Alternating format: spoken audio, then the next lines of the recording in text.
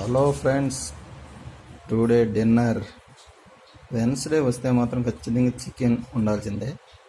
So ఈరోజు chicken with white rice and boiled egg. So so yummy chicken అంత హాట్గా తినడమే. ఎలా ఉందో టేస్ట్ చేద్దాం.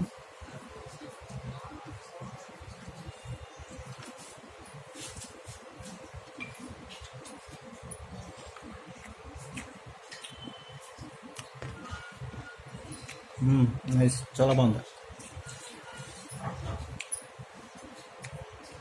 మన టచింగ్ ఆనియన్ కూడా ఉంది.